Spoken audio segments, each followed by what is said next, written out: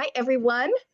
I am here today with David Passiak, a friend of mine. We met from the Empathy Flow conference a couple years ago. I was a speaker or a panel member, and he was the organizer of this Empathy Flow conference.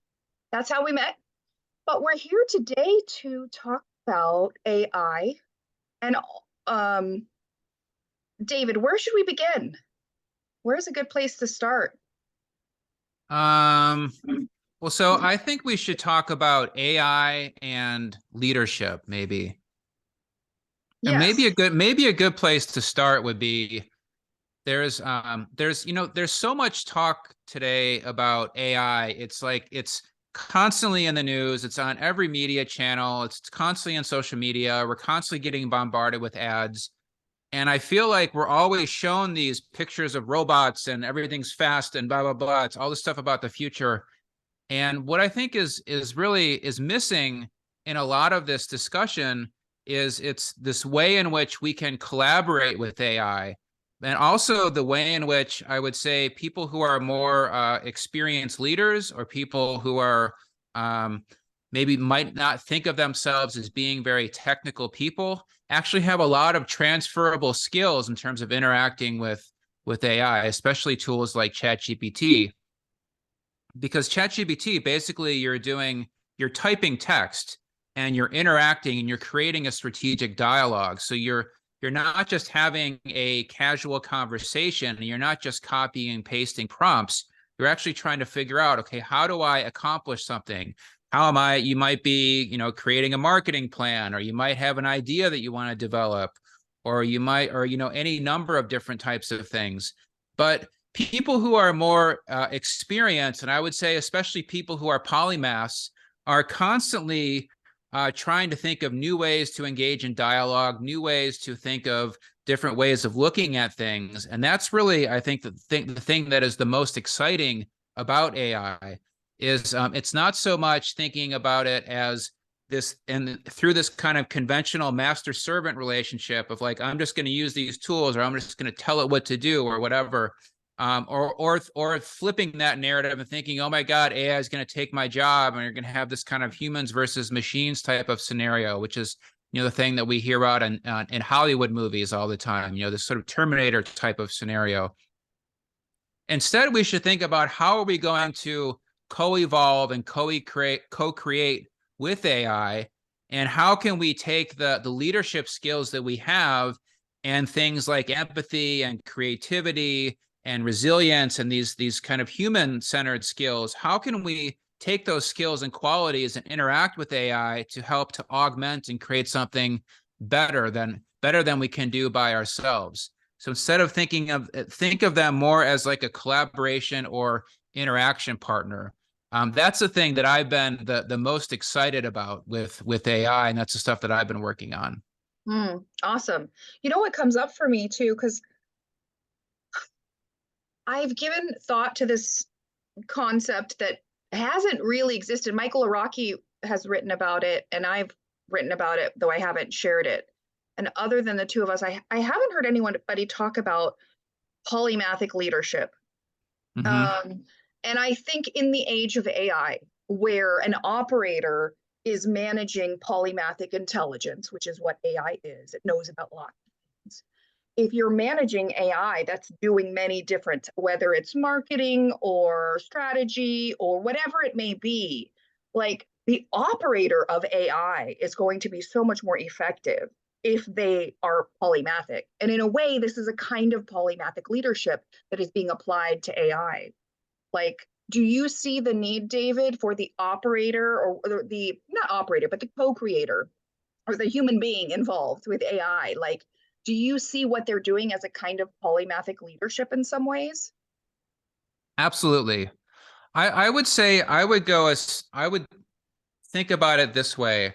I would say the conventional approach to education is, you're just kind of regurgitating information and you're following the rules and you're doing what you're told, and you're just kind of learning this one particular way of doing things, and you just kind of have this kind of tunnel vision and you just follow the step and repeat process. And when I think of polymathic approaches to leadership, you're constantly looking at things in different ways and through different lenses. You're constantly having to kind of put on different hats, and that's the ideal approach to interacting with AI, is that you're basically you're saying you have to ask, you know, specific questions like how can I look at it this way? How should I look at it that way? Can you maybe give me 4 or 5 different perspectives on this through these different lenses? Like you want to keep getting all of these things, these lenses, these different perspectives fed back to you, and that in turn helps you to make informed decisions on the best path forward. So Yeah. absolutely 100%. Polymathy or polymathic leadership. It absolutely is the future, because what we're going to see, I think, and to think about this in the context of education as well, you know, I think in many ways, education since the Industrial Revolution has just been this kind of focus on, in many ways, transforming humans into robots in a way. Like we have to, like we're taught to learn things, to memorize them, to perform well on different standardized tests, and to go through our lives where we're constantly being tested based upon these things that we have to remember, not necessarily on the skills that we've developed, right? And Mhm. so now we're making this shift where you have these large language models. They've essentially mastered and know and have access to all the stuff that you're supposed to remember. So it's no longer about just trying to remember and follow the rules. You actually have to learn how to think. And that's a whole new paradigm for most people. When you try and tell people, you know, how do you solve critical problems? How do you think about things like first principles thinking? You know, how do you think about challenging the assumptions? And, you know, if someone says something, what is the really underlying assumptions that they're saying? That type of thinking is very challenging for most people, because they don't realize it, but they've been trained their whole life to interact and behave like a robot. And now these Yes. robots are coming along, and now they have to try and learn how to be human again. It's like Amen. this complete kind of reversal. I feel like I just want to clap for what you just said, because Yeah. I have been preaching this for years, like even before AI was here. Um, Humans need to maintain the ability to think, especially in the face of complex problems. Actually, David, and I'll just a little quick aside. One of my concerns for humanity is that we are losing the ability to think. We outsource thinking to others all the time. Yeah. And now that AI is here, we have an even bigger crutch. So the temptation may be, oh, I don't really need to do too much work. I can kind of take it easy. I can kind of not think. But no, we still need to maintain our sovereignty, our mental, intellectual sovereignty to the best of our abilities, and maybe enhance our intellectual abilities with this amazing tool that can help us learn and grow. Um, you said something So about this, so this, well, so Go this ahead. is the challenge, is that there's going to be a lot of people who are coming to these tools, and you're probably seeing, if you're on social media or whatever, like you're probably constantly seeing these like these ads around, use AI to develop your business, use AI to do this, let AI do 90% of the work for you. Like there's a lot of these people are basically encouraging you to use AI to create content that you would associate with basically being spam, like build a marketing agency and just spam the heck out of people with emails. The more personalized the emails, the more hard it's going to get through your spam filters. You're seeing constant ads for new types of courses, new ways of learning things. And these are being taught by people who are now claiming a level of expertise that they don't actually have. They're basically just you know, typing some very simple things into ChatGPT. They're getting all this text, then they're using that to create a bunch of instruction stuff. So we're going to get bombarded with just a huge flood, a huge deluge of just, I would say, spam and junk over the next 1 to 2 years. And it's probably going to keep continuing. But that means that we have to be more diligent, more cognizant of having our bullshit filters on, of trying to understand, okay, is this something that is this, does this person really know what they're talking about? Or are they just trying to feed me a bunch of stuff that sounds really good? Yeah, The exactly. challenge, they actually they've done tests before, and what they found is they've done tests, for example, with someone who's an actual expert versus someone who's just making things up and trying to bullshit the person who's there. What they found is a lot of people tend to choose the person who's full of shit as thinking that that person is the expert because they speak with total confidence. Oftentimes, when you talk to an expert and you ask them a question, they'd a lot of times a real expert will say, well, that depends on whether you're looking at it like this or whether you're looking at it like that. Like a lot of times an expert has a more kind of qualified response, right? It's the world, they don't see the world in very simple black and white terms. What we're going to see is a lot of people who I would say are less competent and feeling more empowered by AI, putting themselves out there as experts when they really don't have the expertise. And we have to really be more kind of diligent around how we're going to evaluate what's true and what's not. And that's going to be, one of the hugest challenges that's going to be coming up in the next few years. And I'm going to piggyback on that. That, what you just said, is even more reason why human beings need to be polymathic, because Yes. we are in the information age, but it is also the misinformation age. There is Yes. so much coming at us. We need to be able to think and to decipher, is this true? Do I need to ask more questions? Is there an alternate side or an alternate opinion that needs to be considered? And so many people, I'm really disturbed by how many human minds just get taken away. Sure, huh? Okay. And it's just brainwashing. And I think that AI has presents an opportunity for humans to learn how to think holistically, potentially, if they work with it smartly, or it has the attention to just, or the possibility to just make us even weaker thinkers, you know? And I Yeah. hope that people embrace continual, lifelong, life-wide learning, even in the face of artificial intelligence being here too. Human intelligence still matters, don't you think? Absolutely. Absolutely. Um, you said something too. I had this epiphany. Can I just share something real quick? Oh, did you want to say Yeah, something? your audio got a little muted. I'm not sure. Oh, is it any better now? Or maybe it's my headphones. Sometimes when I turn my head, I think it Yeah, you sound good now. okay. So if you think about human history over thousands of years, essentially what you find is these intelligent, conscious, sentient beings who learned things, but didn't have the best way to capture it. And so we had oral histories, we had cave paintings, eventually we had the printing press, but then we had book burning. Uh, and so much of what was learned and captured in human history has been absolutely lost. We've lost whole languages, whole cultures, because it was not captured anywhere sufficiently to be passed down. And then the internet came along. And the internet started capturing basically on like a massive shared drive that the global community could access. It was like one big networked shared drive, the internet. And that gave us a place to dump information which could be retrieved. So now we don't have to remember everything. We can retrieve it off the internet or computers. But the problem with that was, well, there's just too much to keep track of.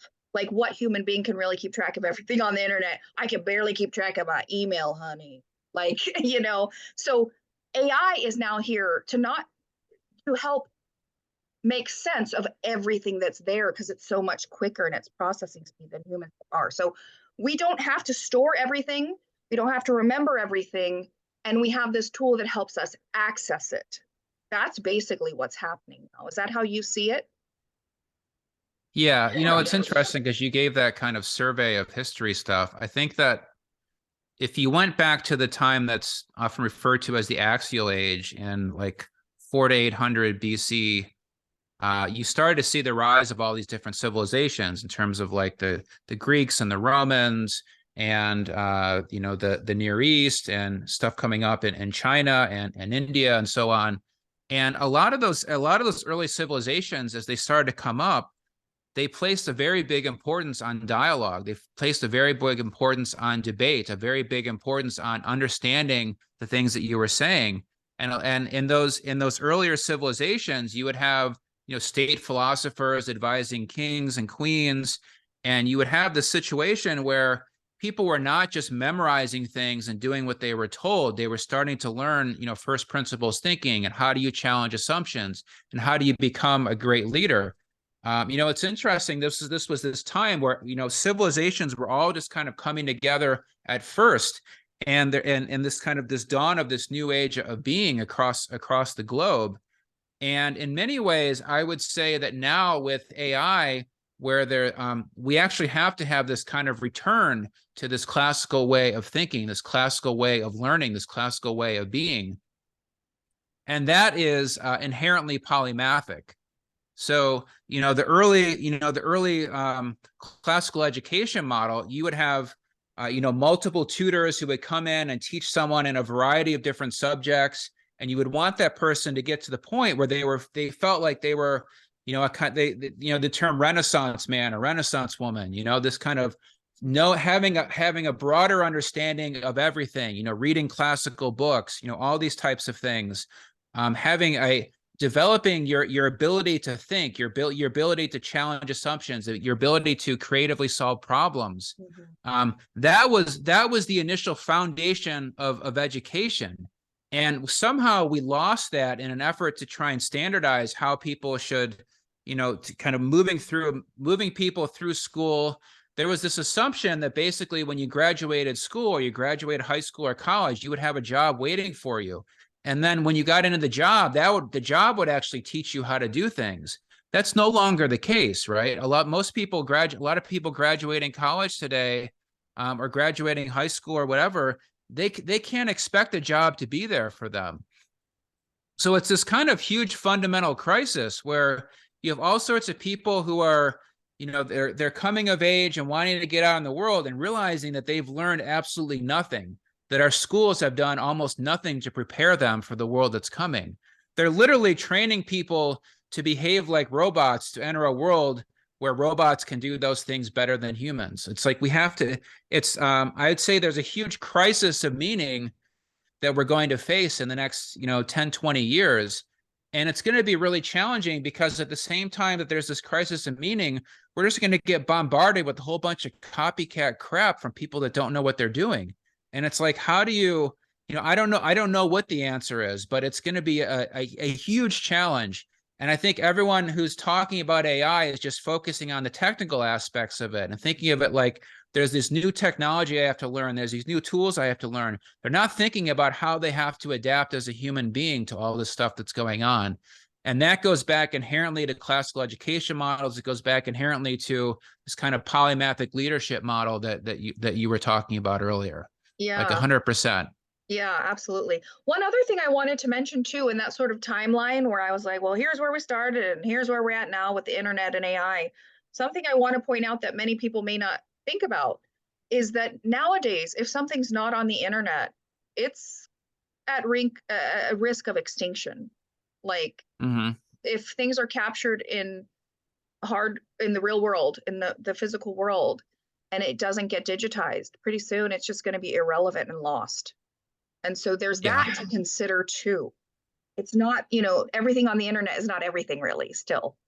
Okay. It's interesting, so I didn't introduce myself at the beginning, but I started off my career as a religion scholar. Mm-hmm. And one of the things that I actually did my master's thesis on this, I called it the history of occlusion. I looked at how, as things are being built, what are the types of things that are being lost or sort of hidden in history. I think, for example, I did my master's thesis on this. I looked at the rise of self-help books, and self-help books actually emerged in the 1700s and 1800s. And they emerged at a time when a lot of people were making these mass migrations to cities. And what would happen is that basically people would start migrating to cities and they didn't know how to interact with strangers. They didn't know what to do. And so self-help books arose at the same time where there were lots of etiquette books sort of teaching people how to behave and stuff. But what was lost, my point here is that people had to learn how to ignore each other. People had to learn to basically become these kind of isolated individuals. and it created a lot of anxiety for people. We've come to sort of assume that like being kind of isolated individual person who's separate from everyone else, that's just the normal, quote unquote, normal way of being. And it's not. That's something that's been socialized over just the last, 200-300 years. For the vast majority of time that humans were in existence, community ties and knowing your neighbors and being supportive and caring and loving and empathetic, all those things were incredibly important. They're incredibly important part of community, a part of society, the things that really kind of held people together. And I think actually as AI becomes more enmeshed in our lives, the key to really dealing with AI is cultivating these more uniquely human qualities like empathy and compassion and loving kindness and creativity and self-reliance and collaboration skills, all these types of things. I wrote a white paper on this about a month ago, basically saying that these quote unquote soft skills are now the new essential skills for leadership and for thriving in this future. There's just this complete kind of, on the one hand, as we can think of this as an exponential technology growth where there's just all this stuff happening and there's all this innovation. But at the same time, there's a complete inversion of values where now we have to start moving back to this classical model of education and start thinking about how we can be more uniquely human. Because when a robot or an AI or a computer can do all the things that you were taught to do, your uniquely human skills are the things, how you interact and how you navigate reality. That's what becomes paramount. Yeah, I feel as if morals and ethics, at least for me in my personal life, I've never felt more guided. Like, how do I say this? My morals and ethical compass are more important to me than ever in this crazy world we're in now. Like, beauty, love. Like, I literally got some of my values tattooed right next to my grandma right there. Um, yeah. Okay, let's pause for a minute too and just sort of, can we talk for a minute about like the emotions and the energy and the challenge of being in this groundbreaking time of change? Like I'll just share and be vulnerable. My psyche is still trying to grasp that we've gone from an old world to a new one. That's how it feels to me. Like I haven't quite fully registered the impacts and the drastic change. And it's simultaneously like really exciting because there's a part of me that's like, oh my God, we won't have to work as much. We won't have to do drudgery and grunt work as much. And we'll have help and we'll reach goals and we'll be more productive. And like, maybe we'll have more wealth and there will be less poverty. And oh my God, it's so exciting. And then there's this other part of me that's like, that's a little bit afraid. Like, well, is this going to get managed well? And people are going to lose jobs. And yeah, so maybe we'll be wealthier eventually. But what about between here and there and all the people that are going to fall through the cracks? And what about people using AI for bad? And, there's some part of me and just also psychologically, I'm like, it feels surreal. It feels surreal to me, not only the pandemic, but then, which was difficult globally for so many people, but also now AI's here just on the back of the global pandemic. And it's like a 1-2 punch, like, hey, humanity, you better adapt and evolve or, oh, well. So how do you like what comes up for you like when you think about this? It is probably the most significant thing in human history, I think. I mean, it's certainly the most significant thing that's going to happen in our lifetimes. Yeah, for sure. And I think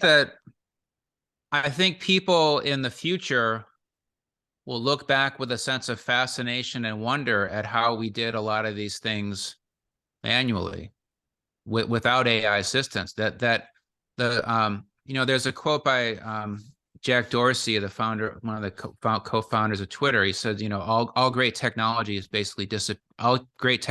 disappear into the background. And there's going to be a point where I think it'll happen in maybe 3 to 5 years where AI just kind of disappears into the background, the same way that we don't think about internet connections or smartphones or Wi-Fi, or we don't think about indoor plumbing and electricity, right? All of those things were innovations at some point in history. But when you're going through a period of a lot of rapid change, I also think it's incredibly important that people do things like mindfulness practices and meditation and breath work and things like that. Because what I've found, and you know, and our and listeners should know, we did a whole separate conversation on Mhm. what I call subconscious fitness. I developed a system of different types of meditation, breath work, mindfulness practices to help people specifically deal with these challenges in the exponential future. Mhm. And it's funny, I found that when I released it, when I launched it, everyone just wanted to know about how I was using AI, and I was like, that was like the shiny new toy that everyone's really, and it makes sense. It had the fastest adoption in human history. Something like 100 million people started using ChatGPT in the first 10 days. I mean, it's crazy. Wow. Wow. But the thing is, when you're let's say when you're writing, writing and editing are two different types of skills, right? Writing, you're sort of getting in a flow and you're getting your ideas out, and then editing, you have to kind of organize them and construct them in a way for another person to read. And I always typically think of writing and editing as two different skills, and I used to organize my day my workflow accordingly.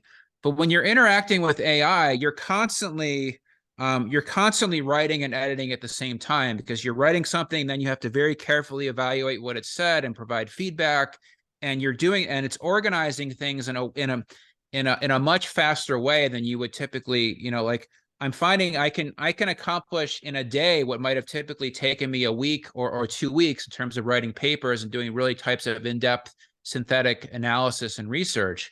But when you're reaching all those conclusions, I feel like it's reorganizing your brain in a pretty fundamental way. I mean, you're all of a sudden having a fundamentally different view of the world when you're able to get, like, snap your fingers and you're able to get conclusions and analysis that might have typically taken you days or weeks to do. You can get it in an instant or in a matter of a couple of hours. And I think that we need to train our brains. We need to train our nervous system to deal with all this stuff, because it's an incredible shock to the underlying nature of who we are.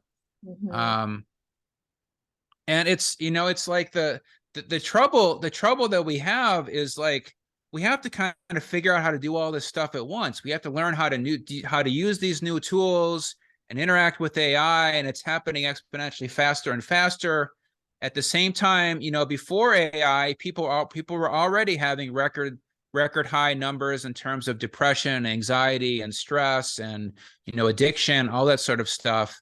And now it's like AI is just making that stuff exponentially worse. And we need to, it's the hard thing is we have to learn all these new skills at once. And it's in many ways, it's kind of overwhelming for people. Yeah, that's how I feel. I'm just sort of like, I feel like I can't keep up. And I feel like I haven't fully absorbed the new world that we're in. Exactly. And I'm sure it'll be a process for me. And I'm fine. And I hope everyone else is sort of making their way just like I am. But it's a weird time it's a fascinating time to be a human, don't you think? Yeah. Yeah. Yeah. To go through and and for us too, we're in middle age. It's like a good time to go through this if we had to, I guess. Um, I mean, I personally, I feel incredibly empowered. hmm, And it's just been a few months where I've been interacting with ChatGPT and AI on a pretty much 3-4 hours a day on a consistent basis. And I've in being able to accomplish things in a matter of hours or days that would take me weeks or sometime months. It's just incredibly empowering, and I feel the sense of possibility. I mean, I was able to, I didn't know how to code before, and I was able to build a mobile app and a responsive design. I've been able to create white papers. I've been able to create all different types of things. And I'm able to research and learn all these things and on my own. It's like I try to look at this as like a kind of like a sort of reinvention of what it means to be human, where we're getting out of this mode of just constantly following the rules and doing what we're told and trying to conform and stuff. And now we actually have to figure things out on our own. Um, Trying to figure things out on your own for most people is terrifying because they're used to just being told what to do and following the rules and kind of trying to fit themselves in a box.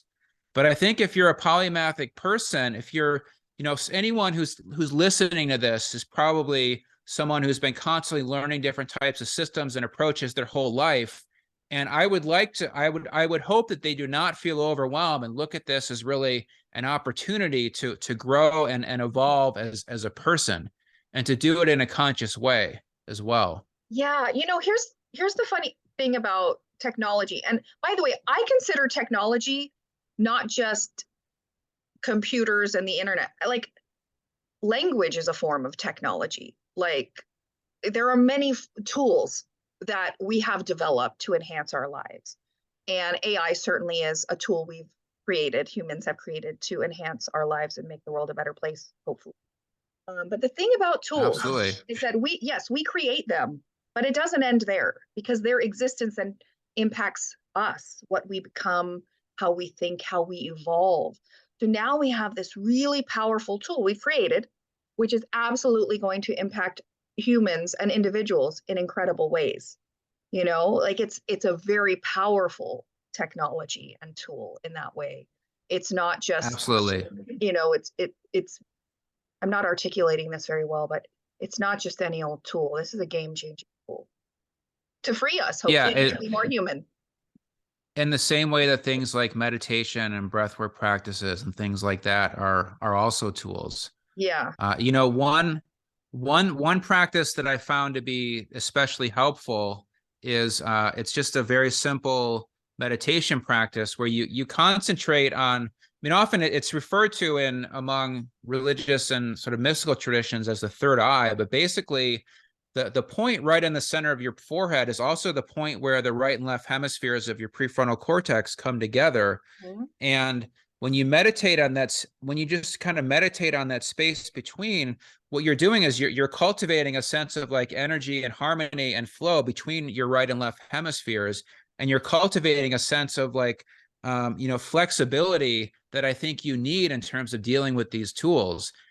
So I would encourage anyone who I think a lot of people who I would say are, a lot of people that I've met who are polymathic are often have a kind of natural aversion to anything that might seem like it's associated with religion, because they see religion as being a very kind of like, I have to follow the rules and conform and like not think for myself type of thing.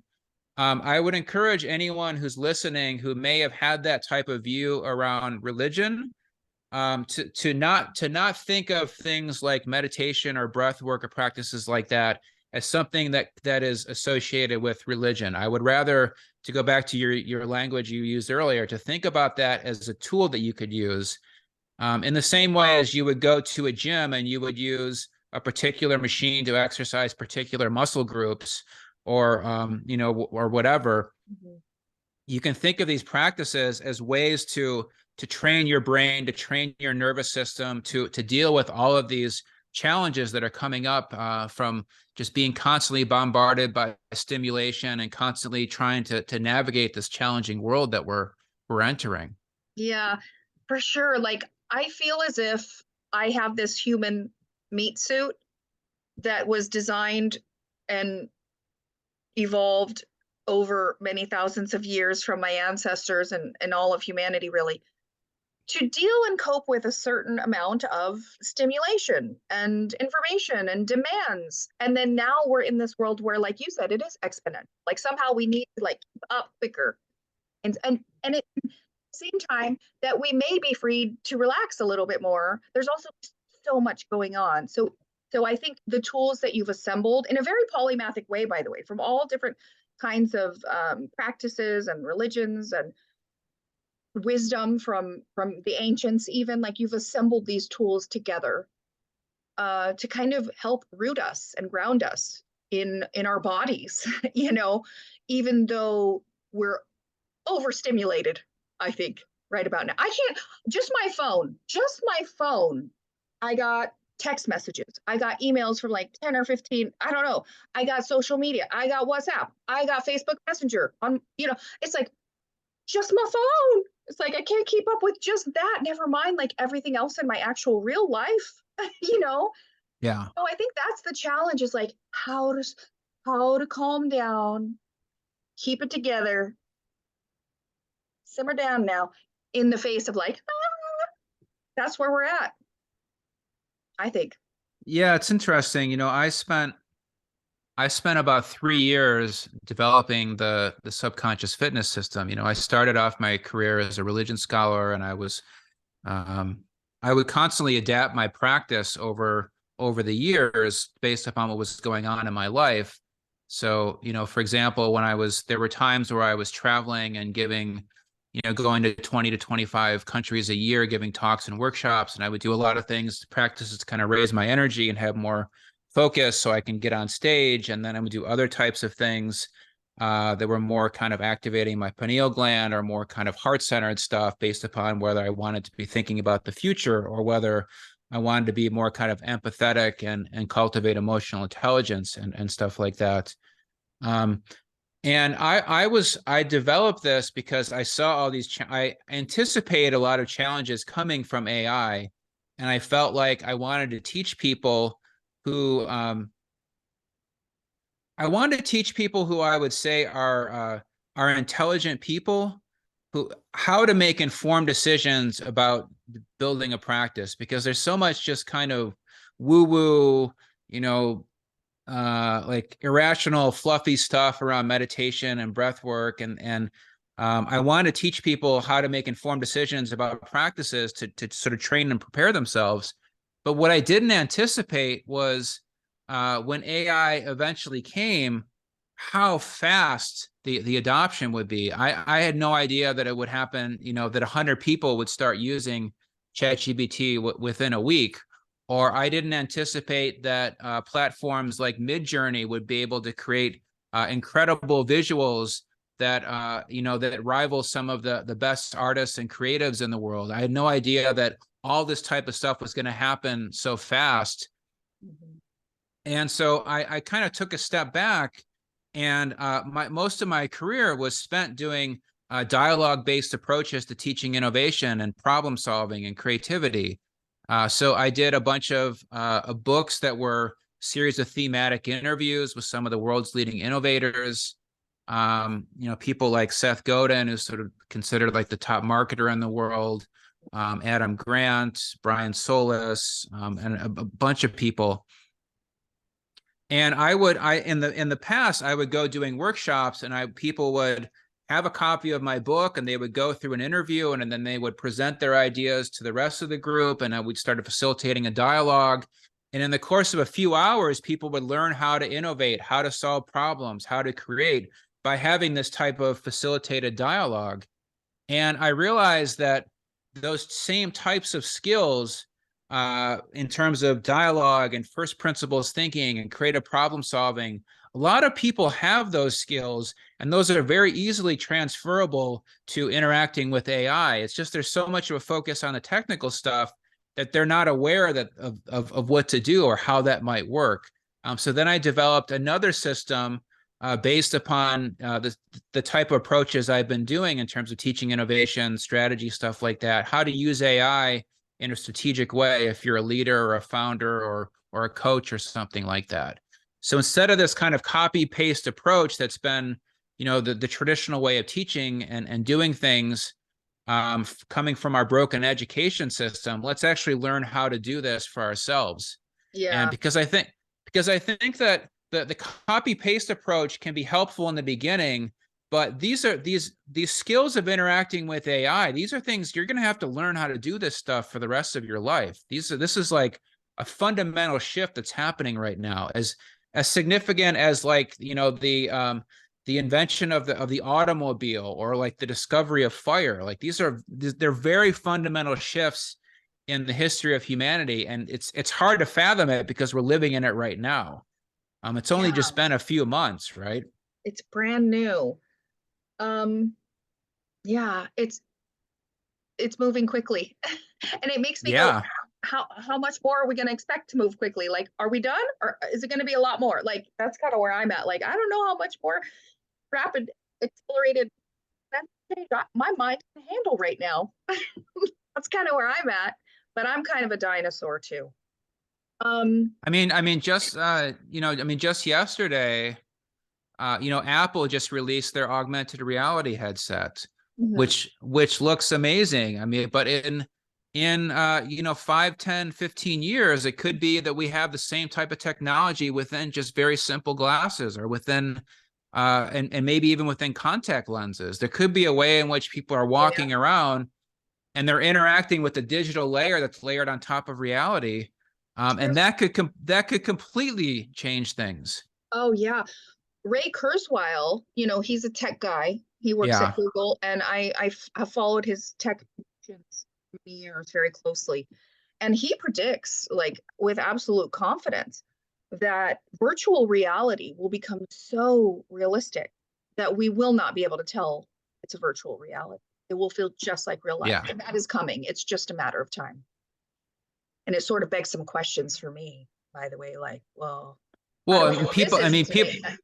well, yeah, I mean, that goes back to the point I said earlier, like the people who are, you imagine being born in a world where that stuff is just always there from the beginning, and you take off your glasses and it just feels like you're you would feel like you're on a foreign planet because you don't have all this meaning layered on top of things. Right now, it seems like something that would be totally overwhelming. Like, oh my gosh, I can't imagine walking around and having stuff layered on top of everything. But I think in the not too distant future, probably within our lifetimes, that's just going to be normal. Yeah, you're right. Many things. I guess it's just a matter of like getting used to it. I was 15 when I got the internet. I'm one of those hybrids who grew up like partly with the internet and partly not with the internet. Um, and I remember that feeling of like getting the internet, getting a computer, getting the internet, like going on AOL, chatting with strangers through this thing. And oh my God, it was just it's like that, but like times 100 now with AI of like, oh, Yeah. there's a whole new thing. And I'm not used to this. I guess we just get used to things as we go. I guess that's part of how it's just going to work. At first, it may be a big shock, and then life moves on, and you get used to these changes, and you integrate them. You use the tools, you use them to enhance what you do in life. I really think of so let's shift gears a little bit. One of the big questions I hear people wondering about now is, well, if AI is here, what does this mean for humans? Like, what about us? What's our role if there's this other thing that's more intelligent than us potentially? And for me, in my mind, human intelligence will always be important. It will always be relevant. Like Yeah. AI is not a replacement for human sentience, it's an enhancer. And it may be more capable in some ways, and it may be less capable in others. Like AI doesn't have bodies, for example, at least now. So Ray Kurzweil predicts they will. They'll get rights and bodies. Tech will become more and more human, and humans will become more and more tech. And so there's that also to consider. But my mind, human intelligence is more important than ever, maybe, because we can be so easily duped nowadays. Yeah. What comes up for you about does human intelligence matter in the age of artificial intelligence? And why? It does, but one of the things that's also coming up for me there is I remember in my graduate studies we read this book called Protestant Catholic Jew, and it basically looked at patterns in immigrants, and what they found was that a first generation immigrant family that came to the U.S., oftentimes that family would focus on trying to assimilate and fit in. And so they would not teach their children their native language. It And happened to then me. when those children grow up, they have kids. And then often the third generation that's grown up then wants to reconnect with their original culture. And that's been broken because the language wasn't passed on to the first children, and those children don't have the ability to pass it on to their children. And a lot of times it ends up leading to this interest in rediscovery and stuff. But I bring that up because I think what will happen, and we already kind of saw this with this a lot of interest in like, so-called hipsters and being interested in like vintage stuff and crafts. And it's like there was all this stuff that happened around the internet and led to people to become more interested in, like Old school. old school stuff, right? And I Mhm. think we're going to see the same type of thing where people, I'd say, the next 10, 20 years are going to be incredibly immersed in technology and AI. And then you're going to start seeing people who are born in that wanting to reconnect with the natural world. Mhm. And it's interesting thinking about that in the context of things like climate change and all the things that are happening with the environment. I mean, my hope is that AI will be able to help us to engineer different types of solutions that maybe we currently can't imagine to different types of climate crisis, and we'll be able to more effectively manage our resources, and that humanity will go through a kind of rebirth, maybe in 20, 30 years. I think I would think something like that will happen. I think the next 5 to 10 years are going to be challenging because we're still kind of stuck in this sort of extractive capitalist model that just wants to treat everything like a resource that you try and get the most out of. Mhm. And, there's a lot of economic inequality. And so I think as these tools initially start coming in, you're going to see a lot of companies trying to, cut back on their workforce and try to maximize profits. And you'll probably see a lot of people who have jobs eliminated in traditional companies. But at the same time, I think that tools like augmented reality are going to open up all sorts of different types of creative outlets. If you imagine millions of people walking around with digital content layered on top of things, there's different opportunities for, you could just walk around in real life and be an influencer, or you could have like, ads on you, or you could, interact with things and, make money by just interacting with things and out in the world. I mean, it could actually end up creating all different types of new types of ways to make a living. And we'll constantly be feeding our creativity, constantly be feeding stuff into this. So I don't think it's a matter of like, is artificial intelligence or artificial general intelligence going to replace us? My hope is that it will be able to kind of take care of the basics and will allow us to be more creative, allow us to be more free. Yeah. I think that will eventually happen, but the transition of where we are now to that is going to be a little messy. Yeah. And we're gonna have to, we're kind of the bridge generation. We're the ones that have to live through that. Yeah, exactly. It's an exciting tool, but to get from the old world to the new world, it's going to be a rocky road. That's what I see. Yeah. But at the end of the day, Especially because there's going to be a lot of copycat crap created with AI. It's like for every like good stuff that's coming out, there's going to be a lot of just kind of junk.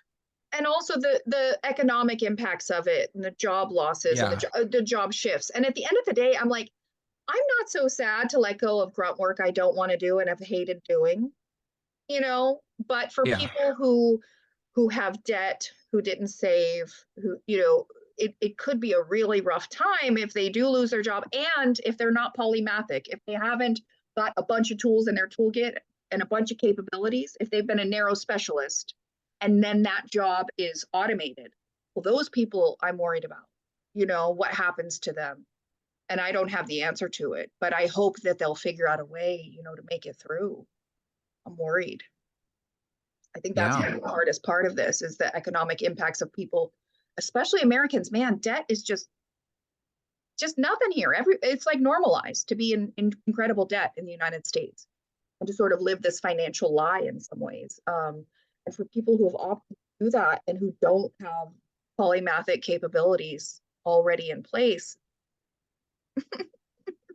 I'll feel bad for those ones.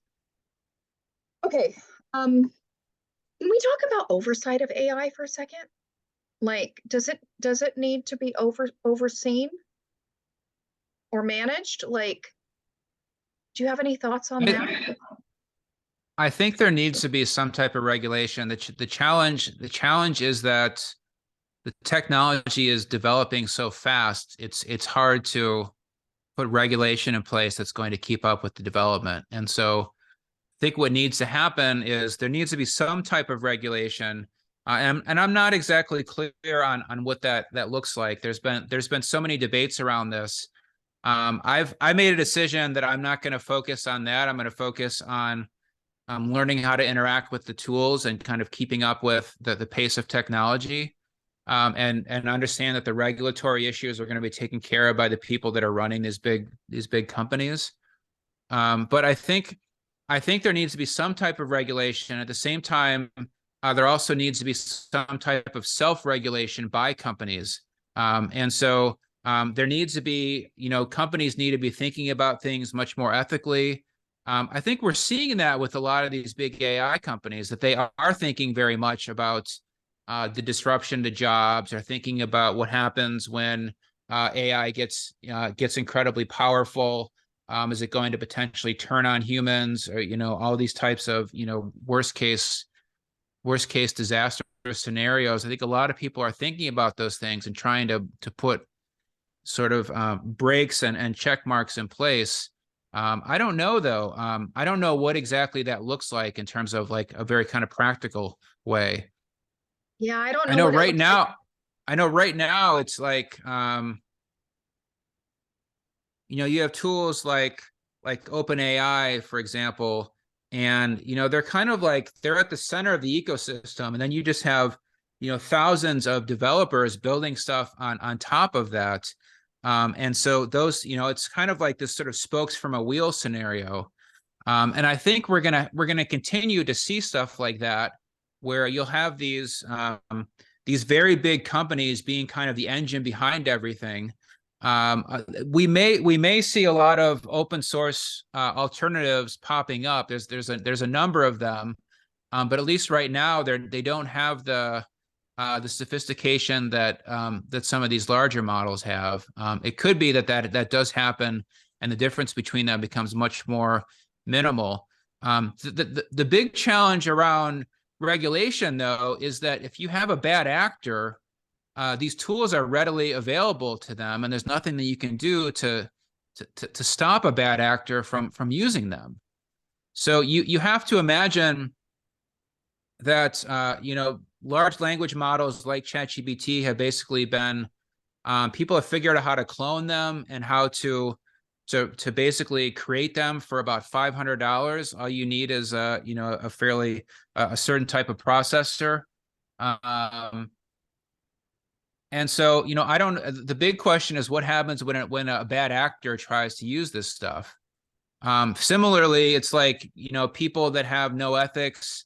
Like you can expect lots of scams, lots of very elaborate scams, getting emails and text messages, and people to your actual name, and they might know very specific information about you because they've used AI to find your name and all publicly available data, and they're sending you a personalized message. I mean, there's just there's the regulatory stuff, and then there's like what happens when bad actors use it who we can't regulate. I mean, it's just kind of a wide open frontier.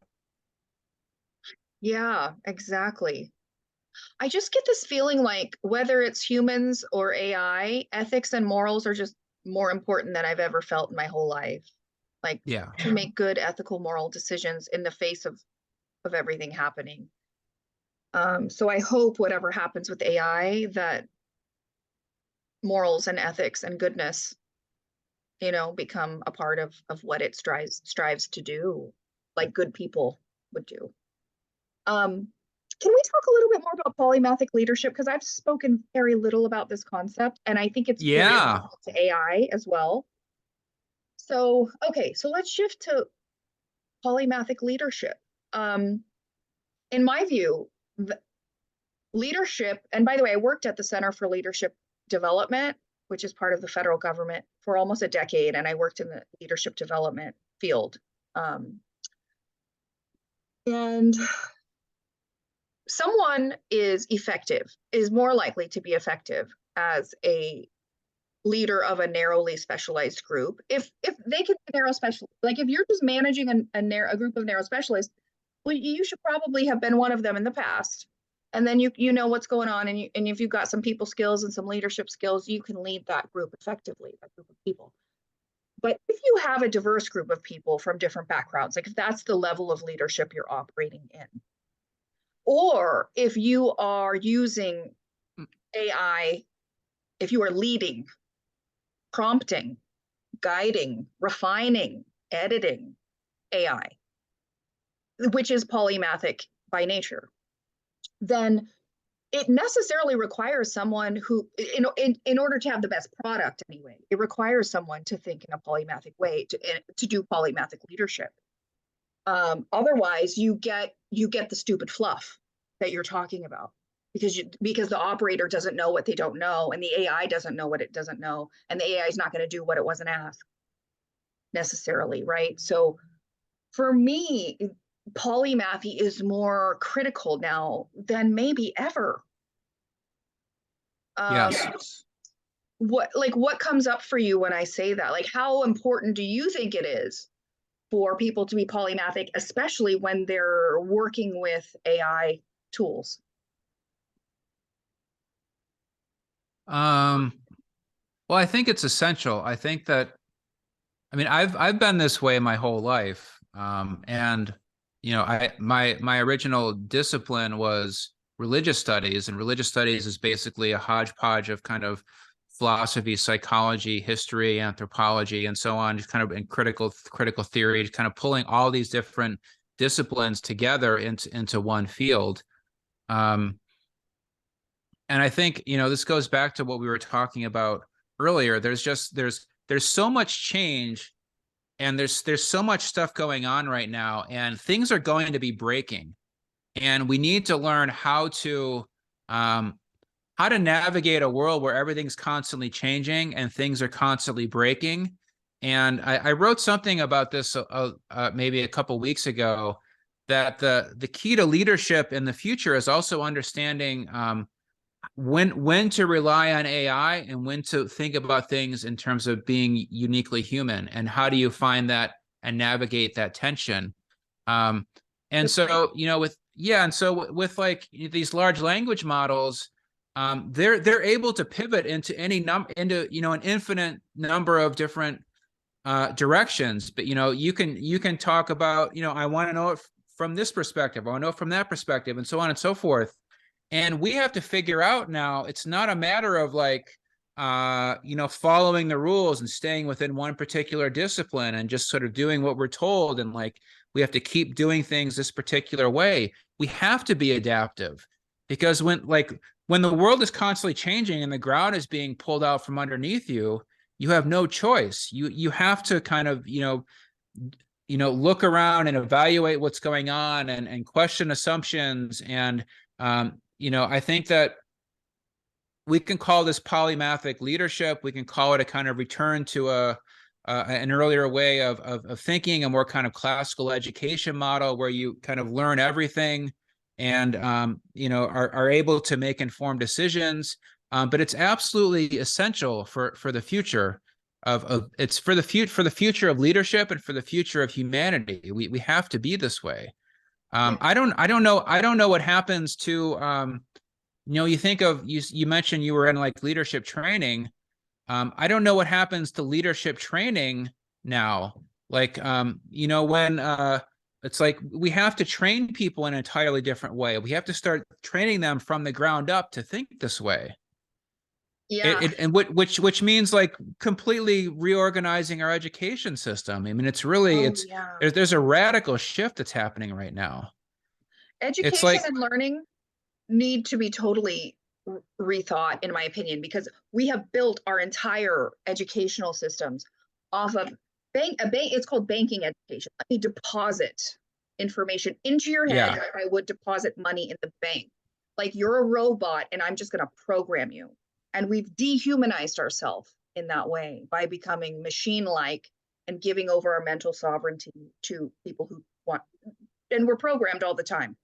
We're programmed genetically with our DNA. We're programmed culturally through our environment, through marketing, through language, through people, through peer pressure, through groupthink, through expectations, through having to survive financially and do what we need to do to, like there's just so much that we have been that has been not really our fullest, truest, most majestic selves. Now we have this tool which is sort of going to free us to be our majestic selves a bit more.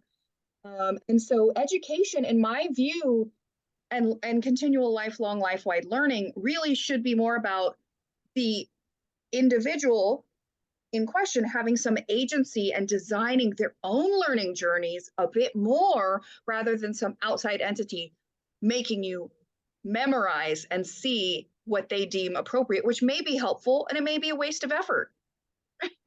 Yeah.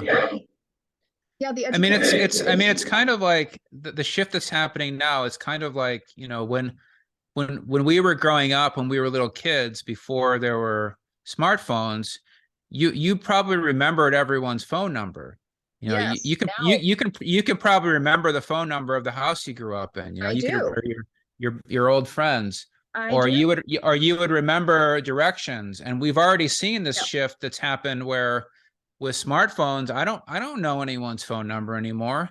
And a lot of times I don't know directions how to get someplace because I just rely upon these maps. And I think a similar type of shift will happen.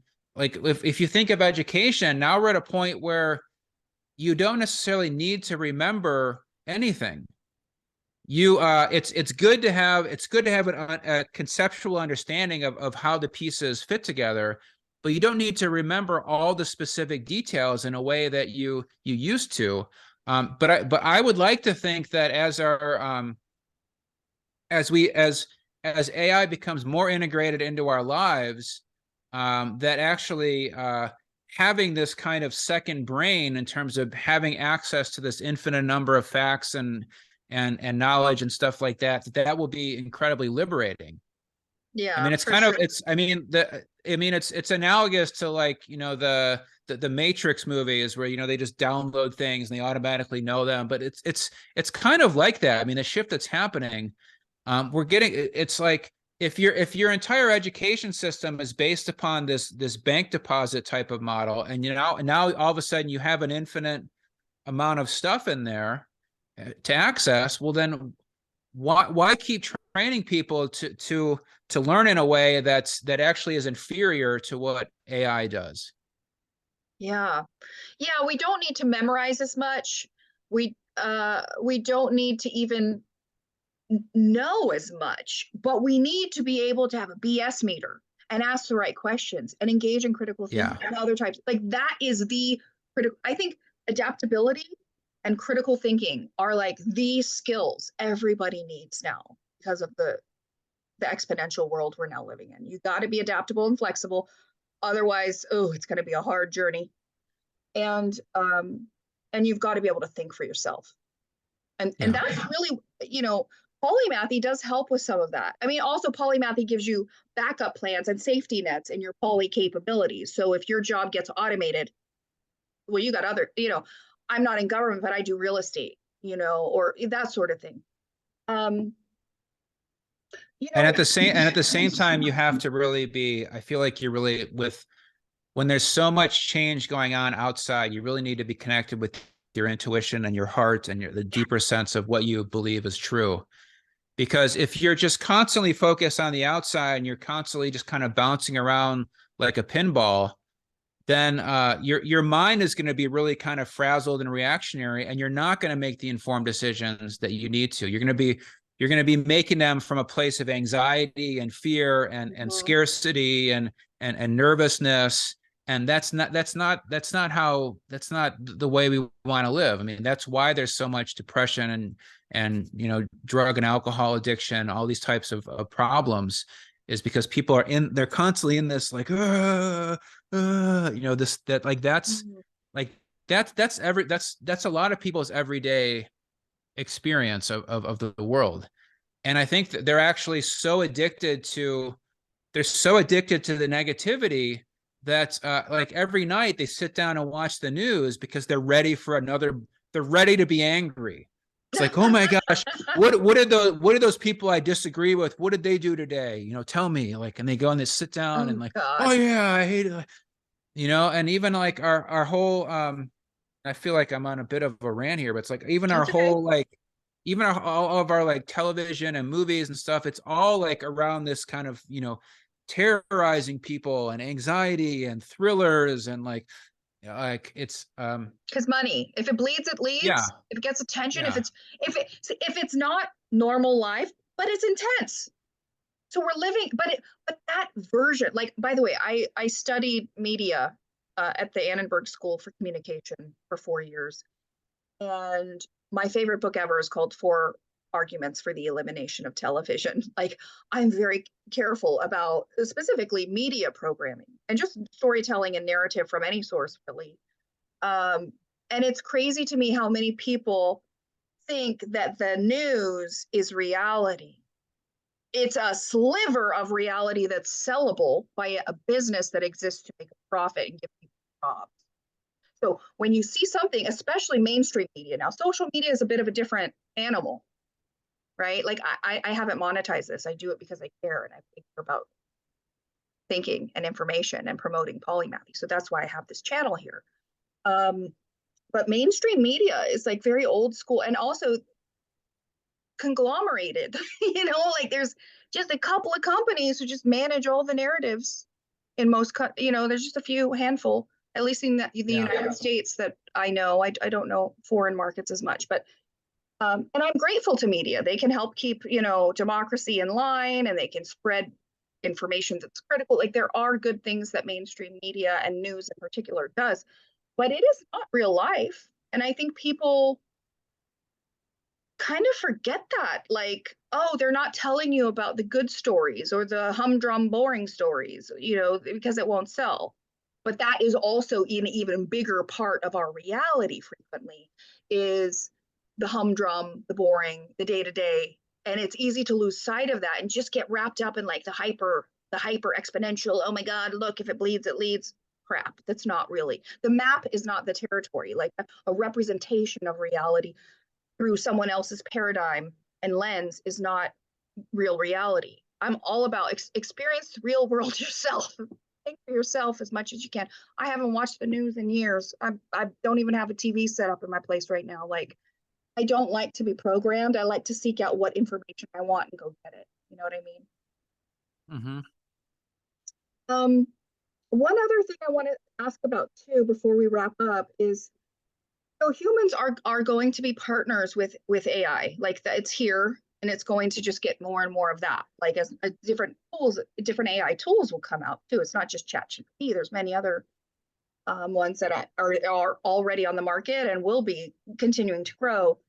And the role of human right now when dealing with AI is to really sort of set the agenda, to set the prompts, and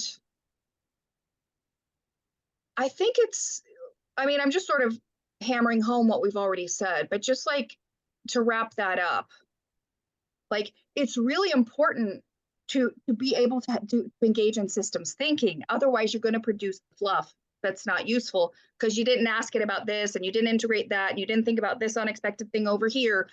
So the most effective operators of AI will be the polymaths. That's what I Yeah. say. It sounds like you agree. Yeah, and I would say so to that point also, we should think of collaborating with AI as an essential skill that we need to learn. So I've been talking a lot about this in various ways, but I want to also take a pause and also plug the system that I've developed. So I'm taking people, I'm doing both live workshops. I think I'm going to do a live workshop once a month. And then also all the stuff is available on demand as well. So we'll do kind of like depending upon how you want to do it. But basically, you start by first you need to learn how to interact with AI. And you do that in a way that I would say is more along the lines of classical dialogue. So I've been passionate about dialogue my whole life, from the Platonic dialogues to different types of ancient mystical traditions, and thinking about the relationship between a sage or a mystic and their students. There's a strategic way that you go about engineering prompts. There's a lot of these prepackaged prompts that people are selling, as if you can just, ask one thing and you get the answer. And that's not how it works. You need to learn how to ask a series of prompts, a series of questions. And so you're interacting with AI in a way that is a kind of evolving dialogue. You can learn also to tell AI to ask you questions. So if you're not giving it enough information, you can ask it to keep asking you questions, because the AI is just going to spit out an answer, but it may not have enough information to provide you with an informed with the best informed answer. You can actually ask it to ask you questions until it has enough information for you. There's a lot of these really kind of interesting ways of interacting with it. What's fascinating to me is that this is an entirely new frontier. I mean, a lot of people don't even know how this stuff works. So what I've developed is a series, a number of different prompts that people can copy and paste as a way of getting started. Then teaching you how to be what you've referred to as being a polymathic leader, and I just think of as just kind of this kind of evolving, having an evolving conversation, being able to develop ideas. How a lot of times intuitively you'll have a sense of how things fit together. And so using AI to really kind of bring all those connections together, then generate outlines. Then from an outline, you can create a detailed story or thesis or white paper or write a book or any number of things. Then also teaching people how to use different types of personas. So you could have the persona of marketing or communications person. So let's say you wrote an amazing paper and now you want to put it on your website and you want to announce it on LinkedIn and Facebook, and you want to send an email to people. You can use ChatGPT to write all of that stuff for you. You can also use it to help to delegate tasks. So you can use it to also figure out which things are the best done by AI versus the best things that are done by humans.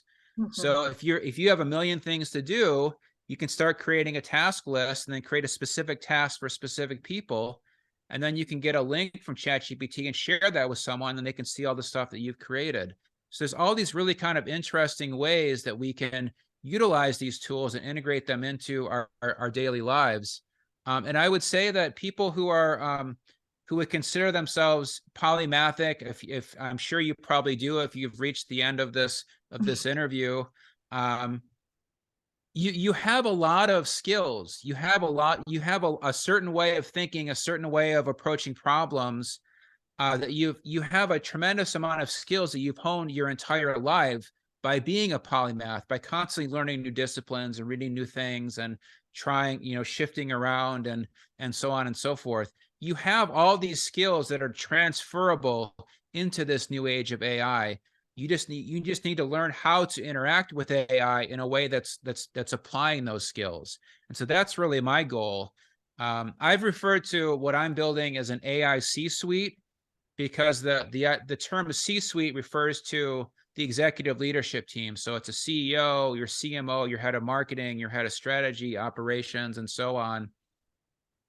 I like the idea of having an AI C-suite, of being able to have access to, several $100,000 worth of expertise within one platform that costs you just $20 a month. If you learn how to interact with it in a particular way, you can unlock a tremendous amount of value.